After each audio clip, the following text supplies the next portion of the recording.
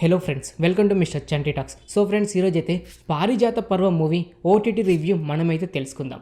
ఈ movie April 19, 2024లో థియేటర్లో release అయ్యి కొద్ది వరకు మిక్సింగ్ టాక్ అయితే తెచ్చుకుంది. ఇప్పుడు చూసుకుంటే ఆహా ఓటీటీలో స్ట్రీమింగ్ అయితే అవుతుంది. ఈ movie comedy, drama and action పరంగా ఎంజాయ్ చేయాల్సిన సీన్స్ ఒకటి కూడా లేదు, కానీ డ్రామా అండ్ కామెడీ పరంగా కొద్ది వరకు ఎంజాయ్ అయితే చేస్తారు. Director by Santosh Kambam బాటి.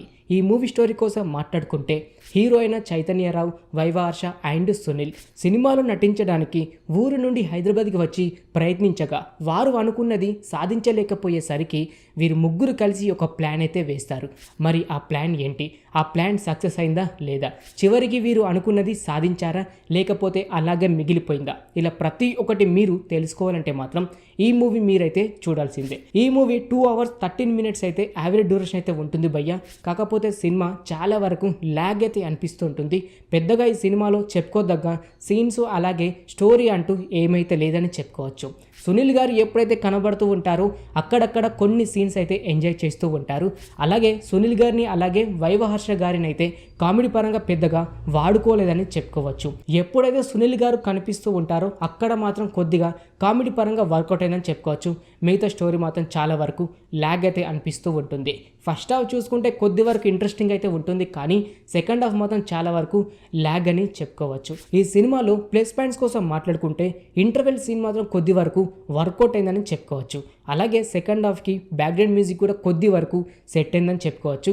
Suspense అయితే ఈ సినిమాలో పెద్దగా లేదైతే, కానీ యాక్షన్ పరంగా కొద్ది వరకు క్లైమాక్స్లో సీన్స్ ఎంజాయ్ అయితే చేస్తారు. సునీల్ గారు ఉన్నంతసేపు కామెడీ పరంగా ఎంజాయ్ చేస్తారు. అలాగే సునీల్ గారి క్యారెక్టర్ కూడా ఈ సినిమాలో బెస్ట్గా అయితే ఉంటుందని చెప్పుకోవచ్చు. వైవహర్ష గారు ఈ సినిమాలో ఉన్నారు, కానీ ఆయనను కూడా పెద్దగా వాడుకోలేదు. కాకపోతే హీరోతో ఉన్నంతసేపు మాత్రం కొద్ది వరకు ఎంజాయ్ అయితే చేస్తారు. అలాగే ఈ సినిమాలో మైనస్ పాయింట్స్ కోసం మాట్లాడుకుంటే భయ్య, సినిమా చాలా వరకు ల్యాగ్ అయితే అనిపిస్తూ ఉంటుంది.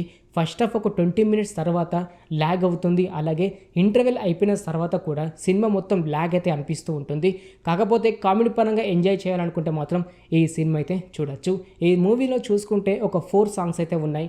అందులో ఒక 2 songs ఎంజాయ్ అయితే చేస్తారు. ఫైట్స్ విషయానికి వస్తే సునీల్ గారు ఒక 2 ఫైట్స్ అయితే చేస్తారు. అది మాత్రం కొద్దిగా కామెడీగా అయితే అనిపిస్తుంటుంది. పెద్దగా యాక్షన్ సీన్స్ అంటూ కానని చెప్పుకోవచ్చు. హీరోయిన్ విషయానికి వస్తే మల్విక గారైతే నటించడం అయితే జరిగింది, కానీ మల్విక గారి కంటే శ్రద్ధా దాస్ గారు అయితే ఈ సినిమాలో ఒక మెయిన్ క్యారెక్టర్ అయితే చూపించడం అయితే జరిగింది. అలాగే ఈ సినిమా ఫ్యామిలీతో చూడొచ్చు అంటే చూడొచ్చు, ఎలాంటి ఇబ్బంది అయితే లేదు. Vulgar scenes and vulgar dialogues ఒక్కటి కూడా లేదని చెప్పుకోవచ్చు.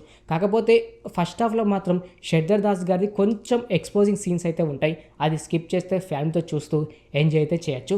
వన్ టైం వాచ్ అని చెప్పుకోవచ్చు. కామెడీ పరంగా ఎంజాయ్ చేయాలనుకుంటే మాత్రం ఈ మూవీ చూడడానికి అయితే ట్రై చేయండి ఫ్రెండ్స్. ఇప్పుడు చూసుకుంటే ఆహా ఓటీటీలో స్ట్రీమింగ్ అయితే అవుతుంది. సినిమాలో పెద్దగా చెప్పుకోదగ్గ ఏమైతే అనిపించలేదు. ఫ్రీగా ఉంటే వెళ్ళి చూడడానికి అయితే ట్రై చేయండి.